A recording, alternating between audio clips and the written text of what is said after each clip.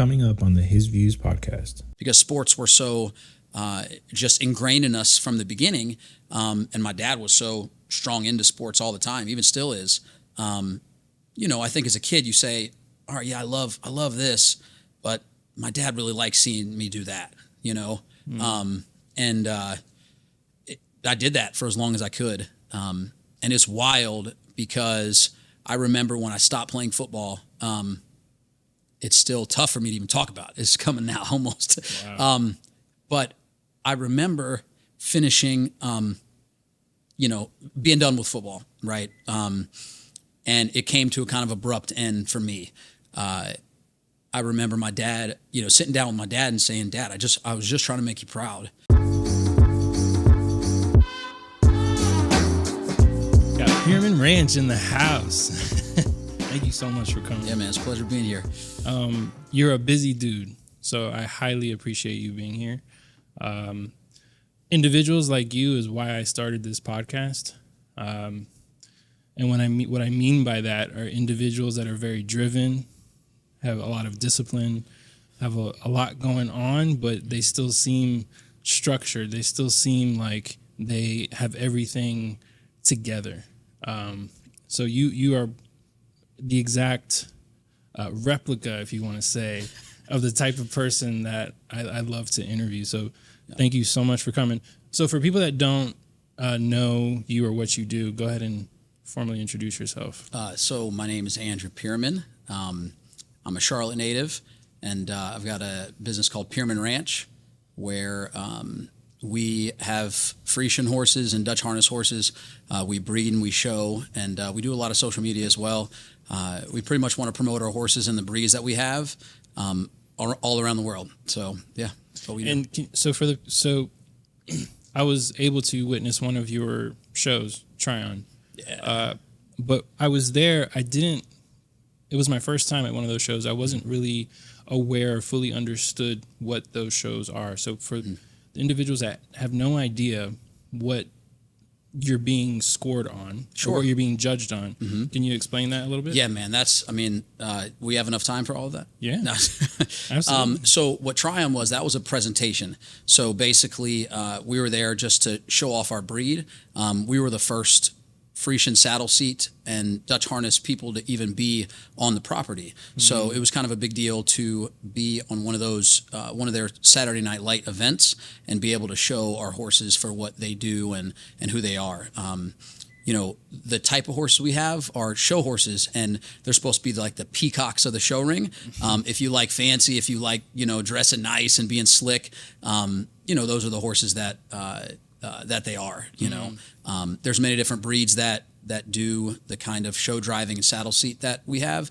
But we chose the Dutch harness and the Friesians because they're unique and rare. And, we're kind of bringing awareness to the breeds, because they're, the Dutch harness horse itself is kind of going extinct. So we want to bring that to the forefront so people can see how amazing they are, and hopefully help them grow.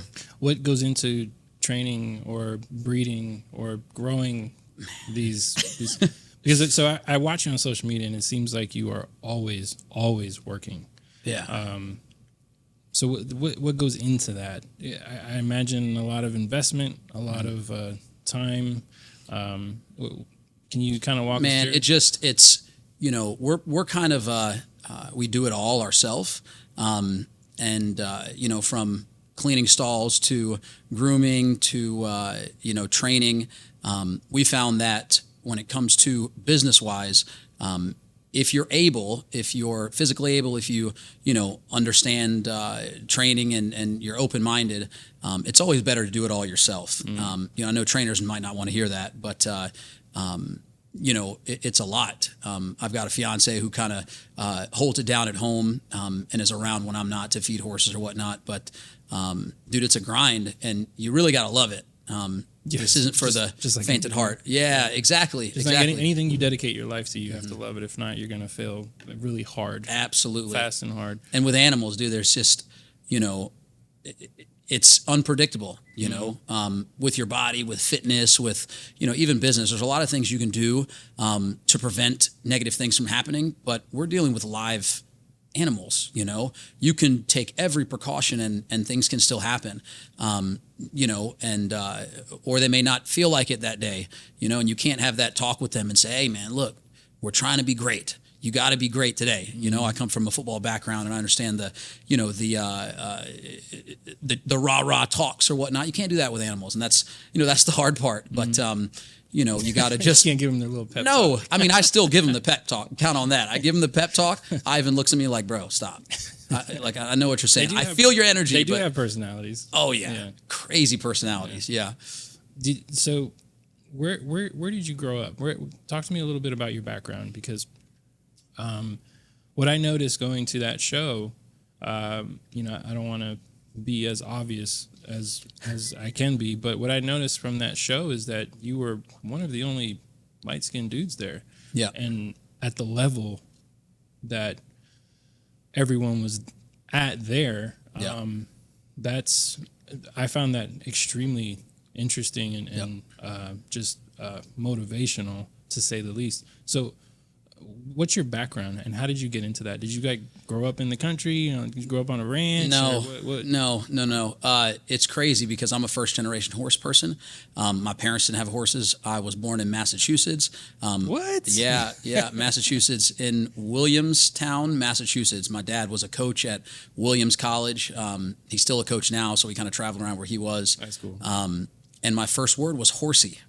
I don't know how that happened, but my first word was horsey. Yep. And my parents just saw that passion and love that, was just undeniable. I mean, my mom tells me stories about driving down the country road in Massachusetts and me seeing a horse and just freaking out until my mom would stop and pull over. Wow. And my mom would say, what the heck, this kid is crazy. This kid, where does it come from? It obviously came from within. But yeah, I mean, I started riding when I was 5. My parents, saw that love and said, let me just get him riding. It was actually at Heritage USA. I don't know if you remember that spot or how long you've been in Charlotte, but it's an old, down in Fort Mill, an old farm that was not even there anymore. Anyway, started riding there, fell in love with it, of course. And, once grade school happened, sports kind of took over. Around 6th and 7th grade, my dad's a coach, my brother's a football player as well. And sports kind of took over.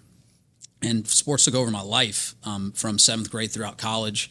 I was lucky to play at University of Virginia, Oh, nice. Yep. Actually went to the University of Hawaii my freshman year. Football? Yep. What position did you play? I played running back. Oh, yes. Yeah, man, that's where this comes from, man. You see me? Stop. But no, I tried so long to do what the family did. My dad played in the NFL. He actually played for the Baltimore Colts and Green Bay Packers. My brother was drafted in the Baltimore NFL. Colts. Yeah, that's how old. My dad's 77 Wow, for sure. bro. Yeah. My brother was drafted by the Jaguars, played for the Jaguars, Seahawks, and then the Titans. And it kind of was a natural progression for if you're a boy in our family, if you're any good at anything, which, our brothers were decent, my brother and I were decent at it, to keep doing that. And I held on to it for a really long time. But tugging at my heart and my soul was horses.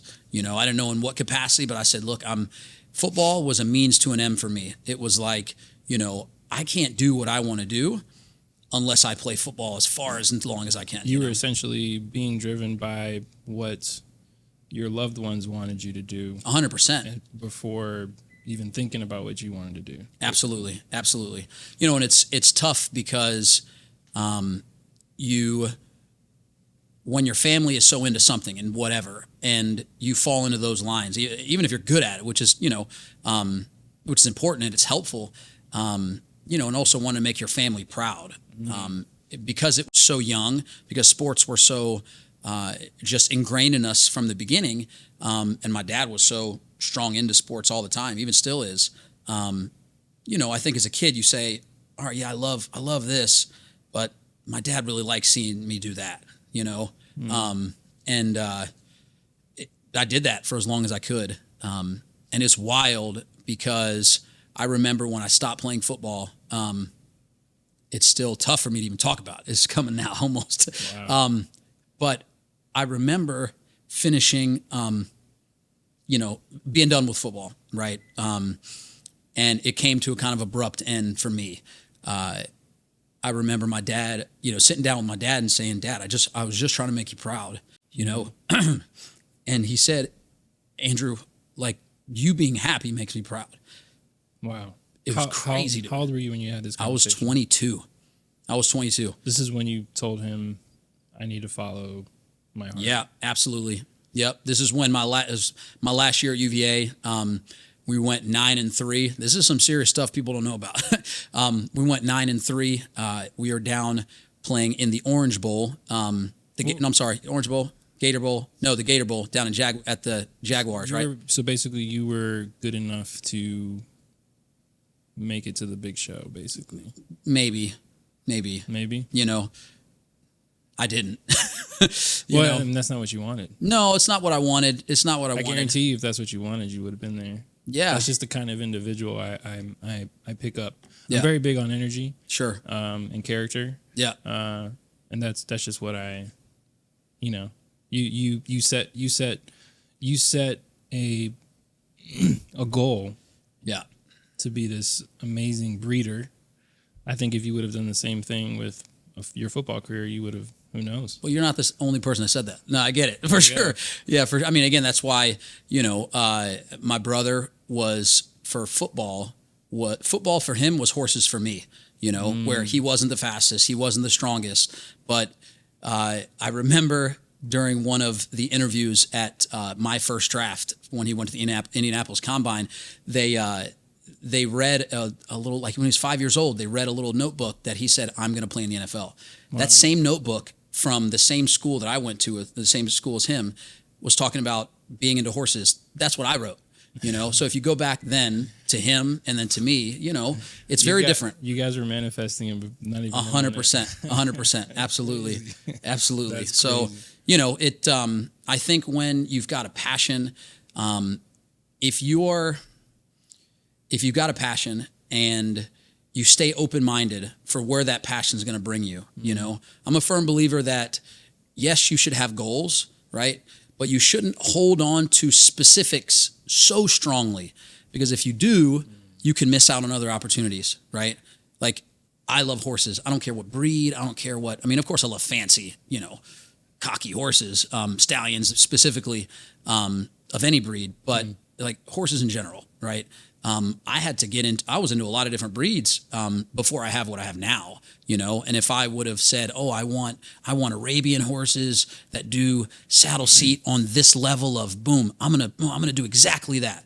If I would have stuck on that, which I was on that for a little while in the beginning of my horse career, it just didn't work out, and other things, other opportunities came up, and it was all along the lines of that same passion, and I kind of, like Bruce Lee, I was like water. Yes. Water kind of water. brought me exactly where I am now, and I wouldn't change it for the world. It's funny that you mentioned that, because that's exactly kind of like what that's exactly what I'm going through currently. Yep. And it's being open-minded. It's being, recognizing that I can use my skill set and passions for other things, even though that's not what I intended them for, is okay. Yep. And once I started doing that, it's been a year since that thought process changed. Yeah. And within that year, my business skyrocketed. Absolutely. Because I opened myself up to other individuals that wanted to use my skill set for whatever it is they have Absolutely going.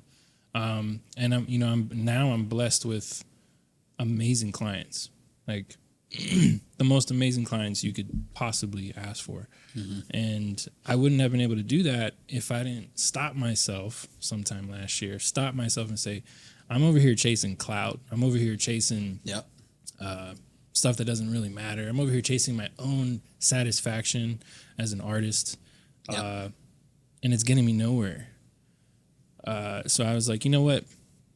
Let me try being more open-minded and think more of bring this more into a business approach. And ever since then, man, it's changed dramatically. Yeah. So going back to, you told your dad, all right, Dad, this isn't my thing. This is my thing. Yep. Dad says, I want you to do what makes you happy. Mm-hmm. Okay. How old are you right now, if you don't mind me asking? 38. 38. Oh, man, it's okay. Yeah. You look younger than me, though, man. Come on. That's right. So going back to that, as soon as you had that conversation, what happened? As soon as I had that conversation, you know, my dad was actually looking into like more undergraduate programs that were specifically for equestrian, right? Interesting. Yeah. And there's a few out there. But so as quickly as that happened, personal training popped up, right? Which is what you still do. What I still do. Absolutely. Yep. So, you know, a good friend of mine, from years back at the YMCA, said, "Hey man, you're back at home. I got a gig for you. Come on. I was like, all right, I'm not doing anything. So I started managing fitness stuff, and I was always kind of an attention to detail when it comes to what I did in the gym for training and for speed work, and that just naturally transformed into doing what I do now and specializing in training athletes for speed, agility, injury prevention, strength and conditioning, strength and conditioning. More specifically, I do that as well, but like my specialty is like sprint biomechanics, nice. and just being able to break down and develop speed biomechanically, and that there is an exact way to move fast, and I teach that, it transformed into that. I love it. I've got, like you were saying, you've got some really amazing clients that, that change everything for you. I've always been that as well. I've been training for, 13 years now since after school, and 13, 14 years, something like that. And luckily I haven't been a revolving door. I have people that I've trained since then, right? Wow. I've got a lot of athletes that are grown now that I started training in middle school and high school that, are doing what I do, or parents now. It's insane. And creating those relationships with people, helping develop, athletes has been great. It's been amazing. That's the key word. Yeah. Relationship. Yeah. People ask me all the time, it's like, man, you got so much stuff with the horse stuff going on. Are you doing horses full time? And I said, look, I have the most amazing clientele / friends, that I've had for years that I'm going to keep training until they want me to stop, until they're done training. I'll get to a point where it's kind of now that I'm not taking on a bunch more people over the summer or other times because horses are just, the show season is just, ramping up. But, the relationships that I've gained through the past years of doing this and spending a lot of time with amazing people has just changed my life, really. I think that's amazing. I think that was one of my fears into changing my thought process was, doing freelance. I was doing 15, 20 jobs a month, but very, very low pay. Mm-hmm. So I was exhausting myself. Yep. And I think the fear of, okay, if I move this other route, how long are these clients going to stay with me? Like, how long is that going to be manageable? Yeah. And then I figured out, well, that's up to you, man. Yeah, that's sure. That's up to you. And, within 6 months of 6 to 12 months of doing it that way, I've had clients. One of my newest clients actually sat me down. The head honcho sat me down in an office, looks at me dead in the eye, and he's like, "Sam, I want you to understand, we're looking at this as a long-term relationship."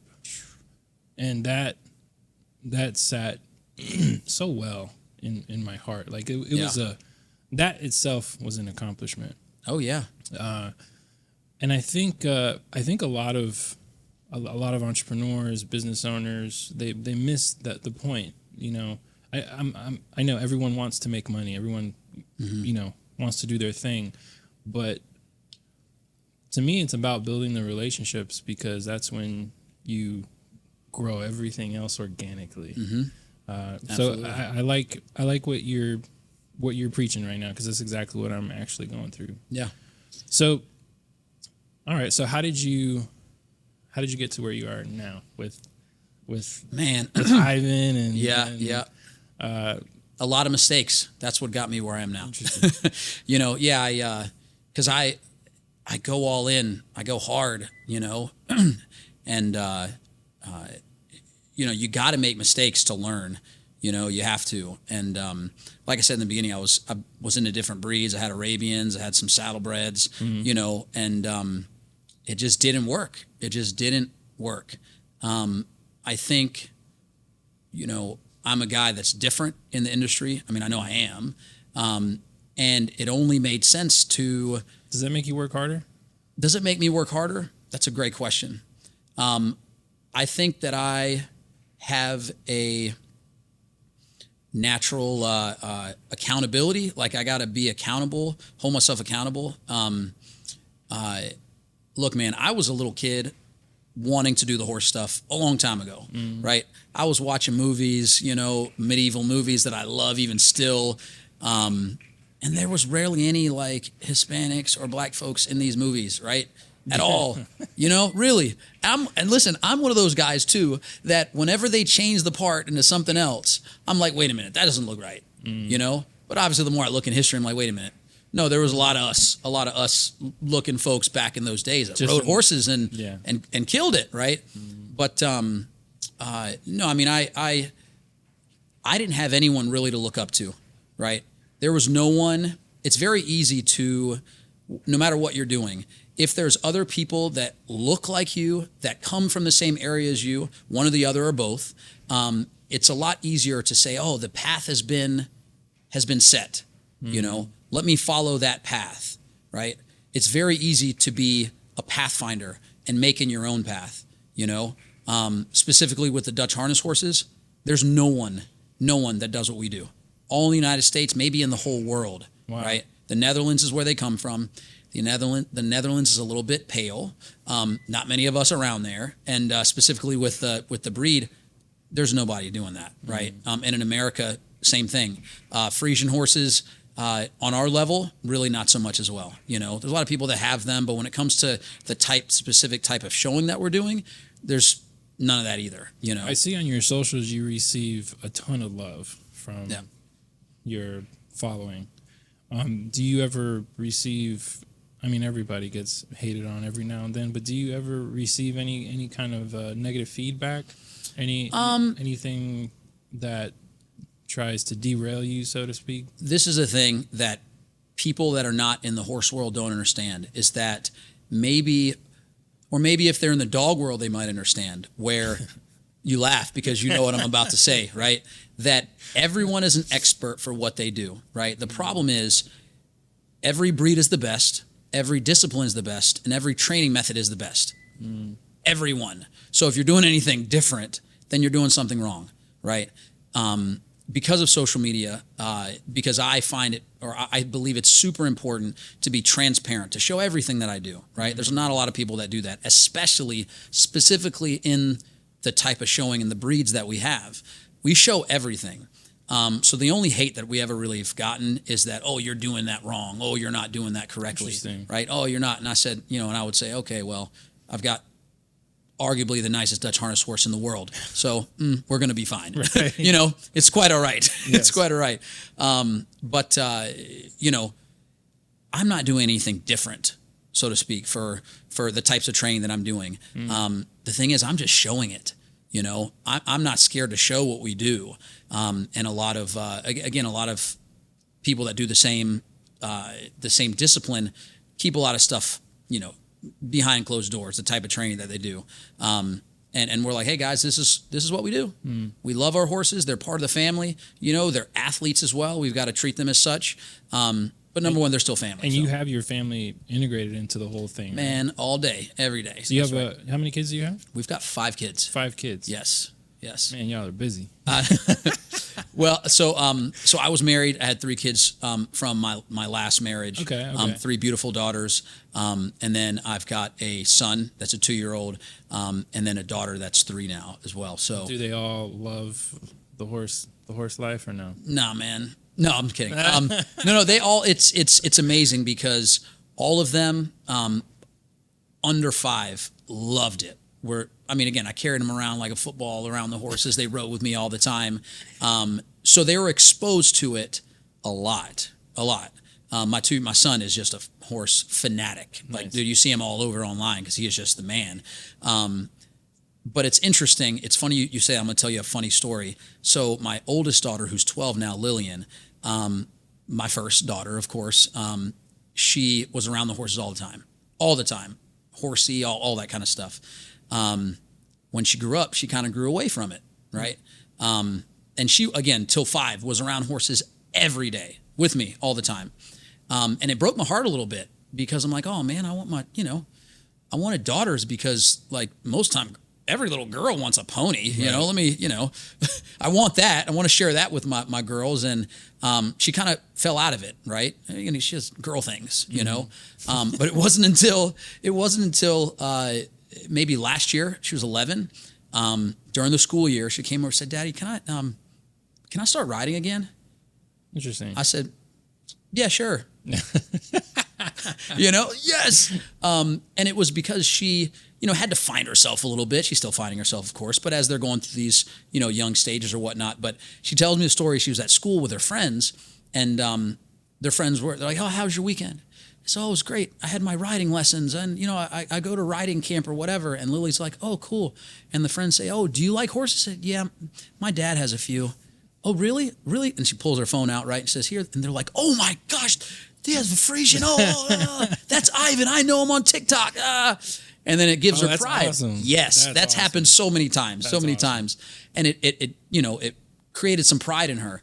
And I don't care how it happens. That's the thing, man. I don't care how it happens that she comes back, but that love kind of came back to her. So, it's really fun now. How do you, because I don't have any kids. I'm not married. And I already find life to be extremely hard. Mm-hmm. So having 5 kids, marriage, ranch, horses, personal training, how do you do it? What's I know there's no secret sauce. Nah. But what is your method or thought process as far as like dealing with everything? Man, that's a really good one. I've got a great partner, my fiance Megan. She just holds it down. That's got to be key, right? It is. It is key. I think that you can't have one chief. I'm a firm believer that whether we're doing one situation, whatever the situation is, you need one kind of captain during those situations, right? Mm-hmm. Maybe not through the whole thing, right? But for different situations in life, there needs to be one captain, right? And then the others have to trust and believe in that captain, right? I mean, it's the same. We're talking about sports. We can talk about sports here as well, right? You got one coach, yep. All right? The coach could be they could call the worst play in the world, the worst play, right? But if the team believes in it, every single player believes in it, that play could be the best play in the world, It's all about believing in your captain. Mm-hmm. And like I said, she's been amazing through the whole process. She wasn't into horses. We met 3 years ago. She wasn't into horses at all. And we got together. Interesting. Yeah, no, man. Yeah, she's braiding. When I was there, she was like all in. All in. No, she has to be. That's a requirement for me. Absolutely. Yeah, it's my requirement. Either get in or get out, My requirement is you have to learn photography or I can't talk to you. I'm just kidding. There you go. Exactly. But no, it's a lot of time, when I have to be at the barn, she's got to take care of the kids, or the kids are at the barn with me as she's handling stuff at the house.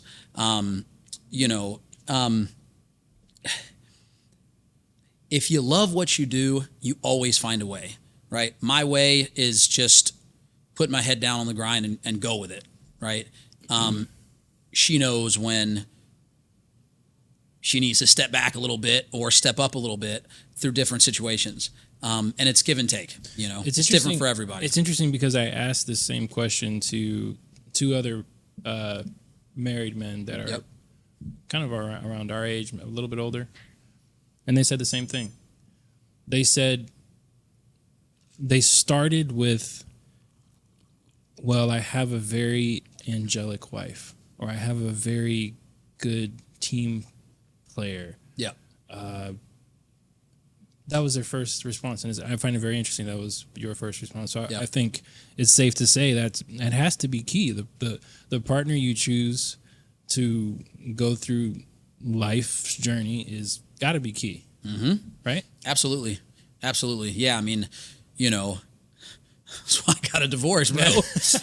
That's why I had to go round 2. Yeah. No, you do, and you have to figure it out quickly. I'm 38 now. Like, there's no games. Like I got no time. You Right. know, You got you too want much to. going on. It got too much going on that Time is valuable. time is so valuable. It's so valuable. At the same time, I'm 38, but I remember in my early 20s, I really thought that you got to have everything accomplished when you're 30. That's another huge thing is no, you don't. That's why I got married really young, right? I had kids really young, and I rushed things. I rushed things a lot. I mean, again, it happened the way it was supposed to. It put me where I'm at now, right? But the advice I give to people, you know, that ask for it is that, dude, you got a lot of life at 30 plus. You got a lot of life at 40 plus, and you know, I got that from a lot of the parents of my athletes that I trained years ago that were in their mid 40s or in their late 40s. And they were living it up, and I'm like, Living life. Wait, how old are you again? Yeah. You know, and you know, their kids are older, and they're like enjoying life still. And I'm like, wait a minute, I thought it blew my mind. I think it's the way society has raised us, or you can blame it on media, you can blame it on movies, books, Yep. whatever. You have to, you know, enjoy your early 20s, get married before you're 30, have kids. Blah, blah, blah, blah. And man, I didn't start figuring out life until I was 32, 33. There you go. Yep. I'm 38 now, and I'm still trying to figure some things out. I feel like with my situation, things started a little late for me, but it all applies to everyone. Like, you know, I think you don't truly know. First of all, we all have different seasons, and I feel like your character changes a little bit every so often, maybe every 5-7 years. You're a little more mature, a little whatever. So I truly feel like, you know, mid to late 30s is like that sweet spot of, okay, cool. Let me go find that, you know, that missing link. Yes, correct. I'm picking up what you're putting down. Yeah. Exactly. And I think sometimes, you know, you got to just go for it. Right. You know, I think you can definitely get into a spot where, you know, where you think you got to set up too many things before you do make that big step. You know, if you want it, if you're willing to work hard, if you know it's not going to be easy, right? No matter what it is, right? If you want to do it, just go for it, you know, and figure it out as you go. Yeah. That might not be the best advice, but that's how I'm living. I mean, somebody who's accomplished as much as you have, both in business and family. I mean, Sure. It's kind of hard not to accept that Sure. that advice. You know what I mean? Yeah. What? So back to, is it Ivan that you're taking out to? Nah. So we're talking about Indianapolis. Yeah. No. So I've got 3 like world beater Dutch harness horses. Yeah. Are these new? I don't. Yeah, no. So I've had Hubert. Hubert is actually one of 40 approved stallions in the world. He's one of only 40 in the world. Yep. He's an 11-year-old stallion that I bought 15, 16 months ago. He was not at the. But I remember you posting photos of him. Yes, Yeah. exactly. Yep. So he's actually the winningest approved stallion to ever come to America. I was so blessed to be able to get him. Then I've got a 5-year-old harness mare that I'll be showing in the mare class, and then I've got a 4-year-old that I've got a partner on, 4-year-old stallion that I'm showing as well. Wow. It's, you know, the thing is when it comes to being successful in this horse business, you got to have the quality.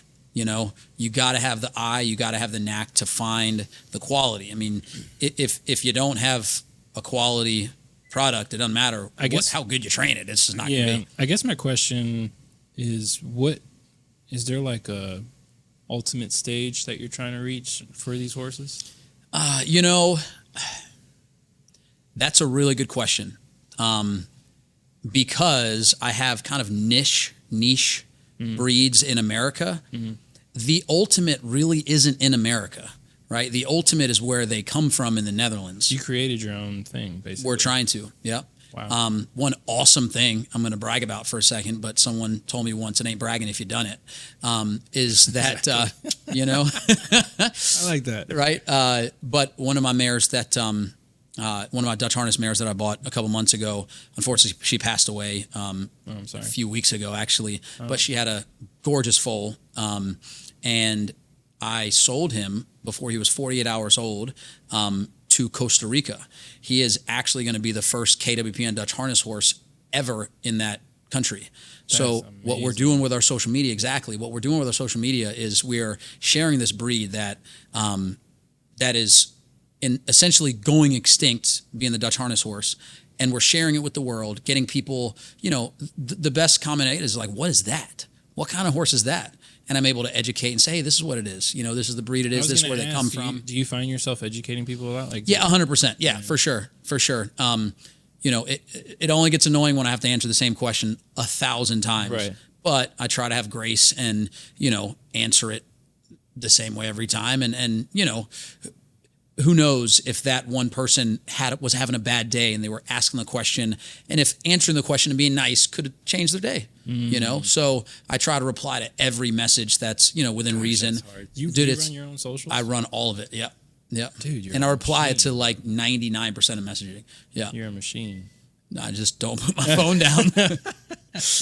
Even when I'm riding, I'm cooling them off and I'm on my phone. What part of North Carolina do you got? Where's your ranch at? So it's in Stanfield, North Carolina. Stanfield. Yep. This is the same ranch that I visited. Or is this a different one? No, I don't even remember when you visited.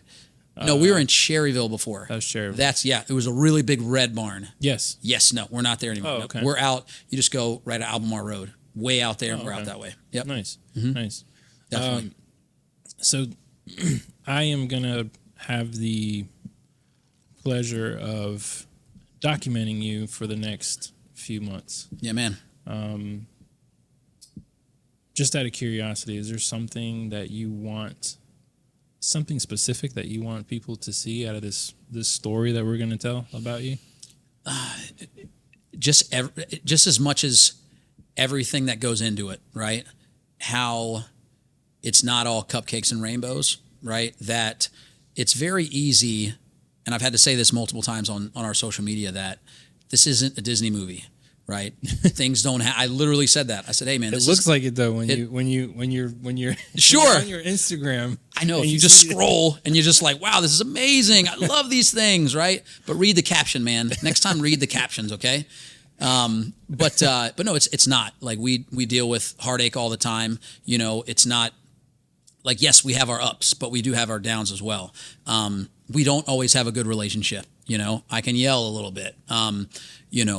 Because who doesn't? Exactly. Yeah. But because I wasn't raised to be the best Puerto Rican and black kid at anything, right? Andrew, be the best Puerto Rican black 400-meter runner in high school, bro. Like, be that. No. Be the best that you can, period, right? Football, same thing. I take that same mentality that my father instilled in us, and I'm not trying to just be the best me. I want to be the best, period. Wow. So I have this intensity of getting things done a certain way that I find. I felt that. Well, the first time was when I went and filmed you at the Tryon show. Yeah, I felt that. Yeah, I felt like it was hard for me to keep up. Like, you better get your running shoes on. Yeah, legitimately, no, but like not even physically. Just, sure. Just like you were here, you were there, with precision. Yeah, with a lot of precision. Do you find that your fitness journey helps out with all of that? Oh, 1,000%. To manage like your stress, to manage your focus. Are you a believer of that? Yeah, I am a believer in that. I still train 5 days a week with a client at 5 o'clock. In the morning? Shout out Neil. No. I'm sleeping until 6. Okay, 6:30. Then we go feed horses. All that. No. Okay, PM. I'm just coming from it now, from the workout now. But no, it helps. It helps big time. But there's not much you can do with conditioning being in the sun and 95 degrees. Yeah. It's tough regardless. But again, you got to love it. You got to love it. And one of the things that I've tried to preach, I kind of backed off of this a little bit. I throw it in there as much as possible, but on the level of show horses that we have, we expect our horses to be in tip-top shape, right? We train them, we have them trained, mentally, physically. We want them sharp, right? Who are you if you're not going to be as sharp, right? Wow. So I'm telling you, man, is every one of my stallions that I own personally, that I train, I feel deep in my soul that they know I'm with them every step of the way, right? They see me sweating just like them. They see me running with them. There's a lot of stuff that we do that, if you weren't in some type of physical shape, you couldn't get done, right? And I also feel kind of bad. I feel bad. Like if we got to go train, in the heat sometimes, like I'm not just going to stand in the middle and make them go around me. Like, no, man, we're going to go up hills, we're going to go through the woods. We're going to do all kinds of stuff I'm sure they have, that builds a relationship with them as well. 100%. That's one of the things that I do believe we have an edge on many, many other trainers is that, first of all, like, these are my children as well. These are my four-legged children, and like I was saying earlier is that we do everything with them, from cleaning stalls, feeding, grooming, massaging, stretching, training, cool down, rinse off, everything, right? So every time my horse sees me, any of my horses see me, they're not just seeing pain, right? They're not just seeing conditioning. They're not just seeing heat, right? They're seeing, oh, what are we going to do today? I trust him. He does everything for me. He feeds me. He does this, all these things, right? That's very interesting. It is, because a lot of these places, and again, there's other ways that people are successful. This is just the way that we are successful and that we've found that works for us, right? Because there's a lot of different ways. I don't judge any different way, right? But our horses work a lot harder for us and for me because of that. I believe, I really do. That extra little bit I will always get from them because I'm with them every single step of the way, right? Every single way. Interesting. Okay, so something I like to close off with all of my guests. Most of my guests are entrepreneurs, business owners, artists, whatever. They live a crazy, crazy life. If there is something that you could tell an individual that wants to start their own journey, to do their own thing, like when you were 22 and you decided that I don't want to do this, I want to do that. If there was one piece of advice, I know there's several, but if there's one piece of advice you could give that individual, what would it be? Keep your eyes open. Keep them wide open. Don't put blinders on, right? No, we're talking about horses too, blinders. Don't put blinders on. Keep your eyes wide open because something could come from over here, over there, wherever. Don't be so fixed, right? Keep your eyes open. Beautiful. Man, thank you so much. Dude, I could talk to you for another 2 hours. No.